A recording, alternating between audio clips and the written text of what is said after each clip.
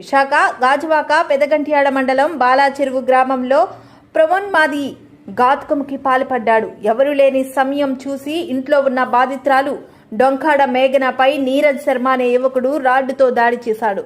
తీవ్ర రక్తస్రావం కావడంతో హుటాహుటిన స్థానికులు బాధితురాల్ని ఆసుపత్రికి తరలించారు.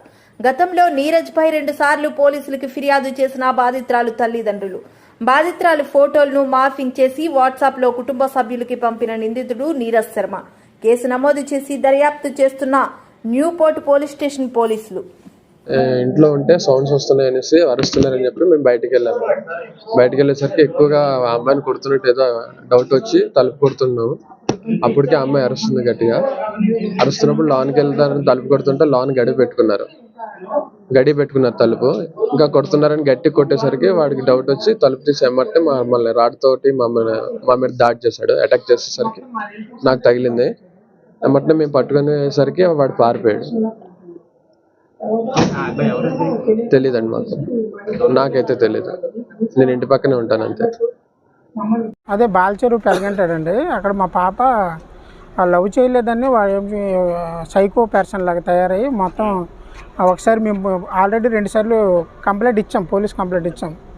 వెళ్తే అక్కడ నుండి తర్వాత ఆయన సైబర్ క్రైమ్కి కూడా మేము అక్కడ నుండి వెళ్ళాం. అంటే బూత్ బొమ్మలు అంటే పోర్న్ వీడియోస్ మార్పింగ్ చేసేసి మా రిలేటివ్స్ అందరికీ పెట్టడం వల్ల బాగా స్ట్రెస్ అయిపోయింది పాప. ఆ తర్వాత అక్కడ నుండి మేము పోలీస్ స్టేషన్ కంప్లైంట్ ఇచ్చిన తర్వాత ఎస్ఐ గారు కూడా మాట్లాడినా కూడా తర్వాత ఆయన మళ్ళీ ఇప్పుడు వచ్చేసి చంపేయడానికి ప్రయత్నం చేశాడు. మొత్తం అంతకుముందు పరిచయం ఉందండి. లవ్ చేస్తానని చెప్పేసి హరాస్మెంట్ చేశాడు. తనైతే నేను లవ్ చేయను నువ్వు అని చెప్పిన తర్వాత కూడా ఆయన ఇబ్బంది పెడుతూ బూత్ బొమ్మలు అన్నీ అందరికీ రిలేటివ్స్ అందరికీ పంపించి ఇబ్బంది పెట్టి హరాస్మెంట్ చేశారండి. ఇది ఒక 8 months 12 months అదే స్టేషన్ కంప్లైంట్ 2 సార్లు ఇచ్చాము.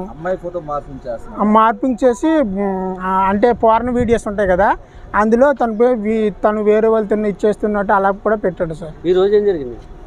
ఈరోజు మేము జస్ట్ వెనక్కి డ్వాక్రా వాళ్ళు మాకు పిలిస్తే వెళ్తే డోర్ వేసుకోమని చెప్పాం. వేసుకున్న తర్వాత ఇంకా డోర్ కొట్టాడంట. కొట్టిన తర్వాత లోపలికి వచ్చేసి ఇంకా రాడ్డుతో మొత్తం తలంతా కొట్టేశాడు. ఇదంతా 30 కుట్లు ఎన్నో పడ్డాయి. ఇప్పుడు స్కానింగ్ తీశారు. బ్రెయిన్కి ఎలాగుంటుంది ఏంటో తెలియట్లేదు. మా పాప అయితే డిగ్రీ కంప్లీట్ అయిపోయిందండి. అది తను BA సైకాలజీలో చేసింది. ఓం శాంతి ఆశ్రమంకి వెళ్తుంటామండి మేము ఒక డివోటీగా. ఆయన అక్కడ పరిచయం అయ్యి ఆ విధంగా వాళ్ళ అమ్మగారు ఓం శాంతి కానీ ఆయన ఓం శాంతి కాదంట. అని పట్టుకోవడానికి ఇప్పుడు పోలీసులు అన్ని టీములు తిరుగుతున్నాయి కానీ ఇంకా దొరకలేదు. మాకు కొద్దిగా న్యాయం జరగాలని కోరుకుంటున్నాం. ఎందుకంటే ఆయన నుండి థ్రెడ్ అయితే ఉంది మాకు. 2 సార్లు కంప్లైంట్ ఇచ్చాం. తర్వాత సైబర్ క్రైమ్కి ఇచ్చాం. అయినా మాకు ఇప్పుడు ఇలా జరిగింది.